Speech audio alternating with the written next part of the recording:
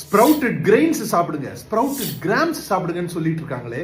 இந்த ஸ்ப்ரவுட்டட் விஷயங்களை சாப்பிடுறதுல ஏதாவது ஹெல்த் பெனிஃபிட்ஸ் ஆக்சுவலா இருக்கான்னு பார்க்கலாம் வாங்க. Point number 1, grains and grams இருக்கு இல்லீங்களா, அந்த உளுந்து, ராஜ்மா, பச்சைப்பயிறு, சனா, இதுங்கள்ல ஆக்சுவலா பாத்தீங்கன்னா நியூட்ரிஷன் வைஸ் புரோட்டீன் கண்டென்ட் அதிகமா தான் இருக்கும். ஆனா அதோட டைஜஸ்டிபிலிட்டியும் பயோ அவைலபிலிட்டியும் ரொம்ப கம்மியா இருக்கும்.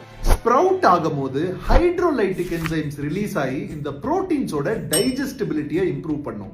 அதை தவிர இதுல இருக்க சில இன்சாலிபிள் ஃபைபர்ஸையும் சாலிபிள் ஃபைபர்ஸா மாத்தி நம்ம நியூட்ரிஷனுக்கு ஹெல்ப் பண்ணுது. ரெண்டாவது, இருக்க புரோட்டீன்ஸை பயோ அவைலபிள் ஆக்குறது. டைஜஸ்டிபிள்னா என்னன்னா இந்த புரோட்டீனை டைஜஸ்ட் பண்ணி அதுல இருந்து எனர்ஜி ஏடிபியை ரிலீஸ் பண்றது. பயோ அவைலபிள்னா இந்த புரோட்டீன்ஸ்ல இருக்க அமினோ ஆசிட் எடுத்து நம்ம ரத்தத்துல இருக்க அமினோ ஆசிடோட சேர்ந்து புது பாடி செல்ஸை ப்ரொடியூஸ் பண்றது இல்ல ரிப்பேர் பண்றது. சோ ஸ்ப்ரவுட் ஆன அப்புறம் சாப்பிடுறதுனால கிராம்ஸ் அண்ட் கிரெயின்ஸ்ல இருக்க புரோட்டீன்ஸ் டைஜஸ்டபிள் மட்டும் இல்ல பயோ அவைலபிளாவும் ஆகுது.